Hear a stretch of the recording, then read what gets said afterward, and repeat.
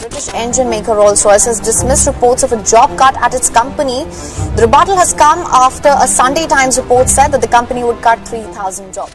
Development Rolls-Royce Holdings, the renowned aircraft engine manufacturer, is set to make significant workforce. Most people think the Gripen's speed comes from its shape, but the real secret is hiding inside the GE-F414. We are tearing down the ceramic matrix composites that allow this engine to withstand blistering heat while patrolling the high Arctic. This isn't just a jet, it's a masterpiece of industrial leverage. How does Canada maintain technical superiority within NATO without relying on foreign contractors? By mastering the integrated FADEC logic and heat-resistant turbine blades of our own fighter fleet. Today, we expose the secret tech that gives Canada strategic autonomy and the power of sustained supercruise in the world's harshest environments. Why is the GE-F414 the backbone of Canada's northern defense strategy? We're going inside the turbine to show you the groundbreaking materials that make sustained supersonic flight possible without afterburners. From domestic maintenance to industrial dominance, see how this engine secures our airspace and redefines the future of aerial combat. What does it really take to fly fast? Not for minutes, but for hours over the high Arctic. Because the Arctic is not just cold, it's mechanically hostile. At -40 degrees Celsius, fuel thickens, hydraulic systems resist movement, metal contracts, air density changes combustion behavior. Even minor thermal imbalances inside a jet engine can amplify into performance instability. Most propulsion systems were designed around temperate climates: continental Europe, the continental United States, maritime Asia. The high Arctic is different. It's vast, remote, infrastructure light, and increasingly strategic. In 2026, Canada's defense posture shifted in a very specific direction. With NORAD modernization accelerating and Arctic activity increasing, both civilian and military, Ottawa's requirement quietly evolved. Quick reaction alert was no longer enough. What matters now is sustained reach, persistent patrol arcs, rapid intercept capability without immediate tanker support. That's where the concept of sustained supercruise becomes critical. Supercruise isn't about bragging rights, it's about flying sonic without afterburner, conserving fuel while maintaining high-speed response. In the Arctic, that translates to range, and range translates to sovereignty. But here's the engineering dilemma. High-speed intercept demands thrust. Long-duration Arctic patrol demands fuel efficiency. Traditionally, those two goals conflict, and this is where the GE-F414 enters the conversation. Originally developed for carrier-based operations, the F414 was engineered for reliability under thermal stress, high-pressure cycles, and repeated throttle transitions. Its high-pressure compressor architecture, advanced single-crystal turbine blades, and digital engine control system allow it to maintain stable combustion even in extreme temperature gradients. In practical terms, it bridges the gap. It produces the thrust needed for rapid climb and sonic dash, but without forcing continuous afterburner burn that drains range. For Canadian NORAD patrol requirements, that balance isn't optional, it's foundational. Because the Arctic doesn't forgive inefficiency, and it doesn't allow second chances. The real question isn't whether an aircraft can fly sonic, it's whether it can do it economically, repeatedly, and reliably in the harshest airspace on Earth. And that's the challenge this engine is designed to solve. Inside a modern fighter engine, temperature is everything. Traditional nickel-based superalloys, the backbone of jet turbines for decades, are incredibly strong, but they still have limits. Push temperatures too high, and you either shorten component life or compensate with complex cooling channels that bleed performance. The GE-F414's evolution changes that equation through Ceramic Matrix Composites, commonly known as CMCs. CMCs are engineered materials built from ceramic fibers embedded in a ceramic matrix. Unlike metals, they don't soften as temperatures climb. In fact, they can operate in environments that exceed the melting point of traditional nickel superalloys, while remaining structurally stable and significantly lighter. That temperature margin matters. Higher operating temperatures improve thermal efficiency, and higher efficiency translates directly into thrust without proportional increases in fuel burn. Instead of relying heavily on afterburners, which inject raw fuel into the exhaust stream, the engine can produce more usable core power through optimized combustion.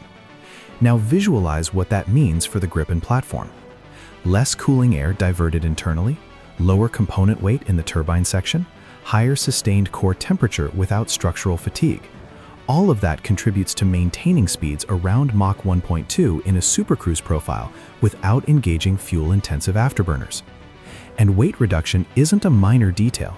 Every kilogram saved in the engine improves thrust-to-weight ratio and aircraft balance.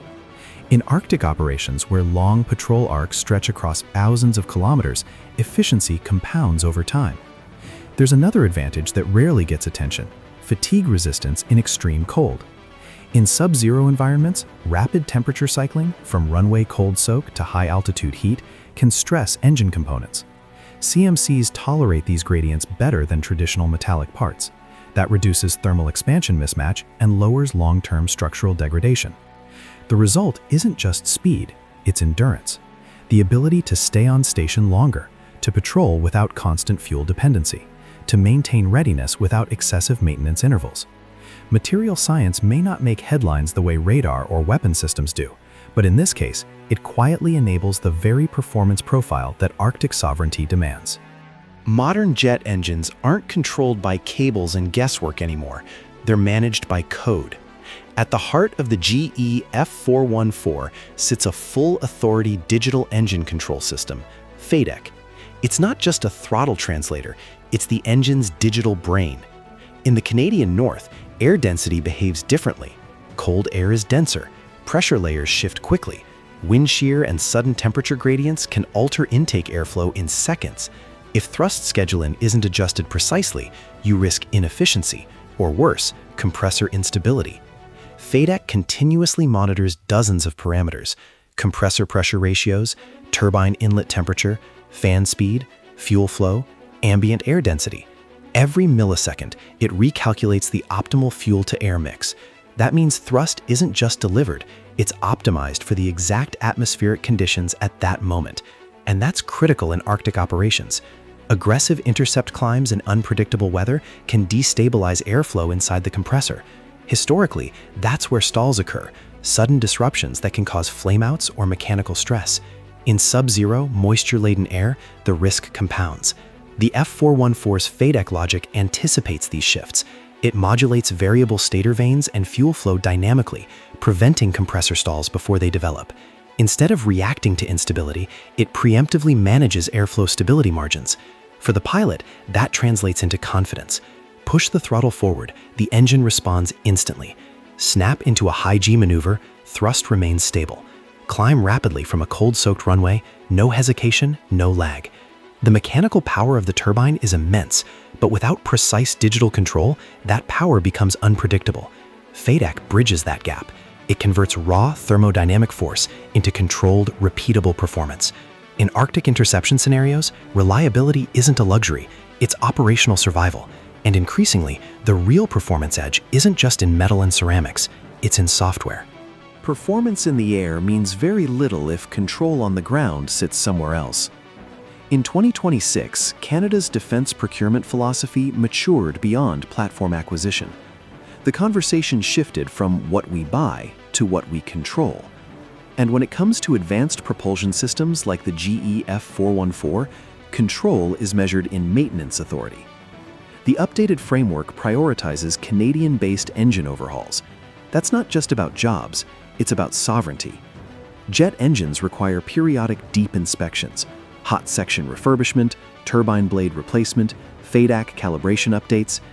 If those overhauls must be sent abroad, operational tempo becomes dependent on external schedules, export approvals, and geopolitical stability.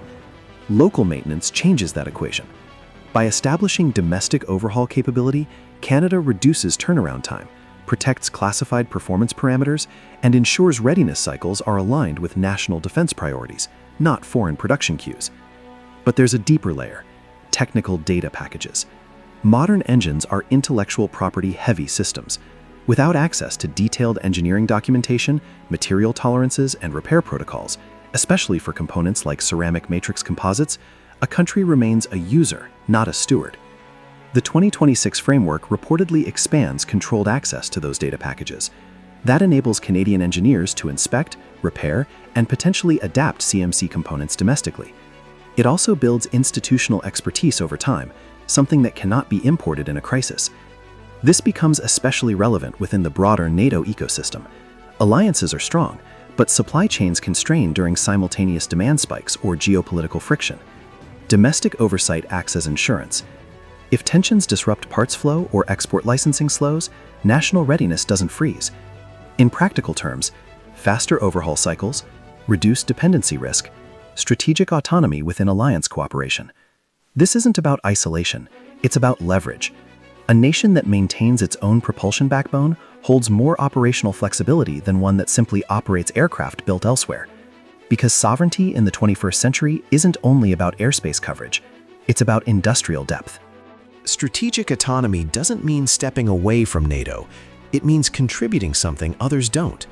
If Canada develops real mastery over the GE-F414, from CMC materials to FADEC logic, Arctic-specific tuning, and domestic overhaul capability, it stops being just an operator. It becomes a specialist. Sustained supercruise in sub-zero conditions isn't a routine requirement for every NATO member, but it is for Canada. That specialization creates a technical niche, one where other allies may look to Canadian Arctic performance data and cold weather propulsion expertise. The long-term impact is practical: faster readiness cycles, independent scaling of Arctic patrols, domestic control over upgrades, reduced exposure to external supply chain pressure. Engine self-sufficiency means Canada can set its own operational tempo in the north without relying on foreign overhaul queues or export approvals. And when you strip this down to fundamentals, radar matters, weapons matter, but sustained Arctic air control ultimately depends on propulsion. The F414's internal technology, thermal resilience, digital optimization, material efficiency, and domestic maintainability forms the backbone of credible sovereignty in extreme conditions. My balanced view is this: aircraft choices are debated politically, engine mastery is a strategic decision, and in the Arctic, strategy determines presence.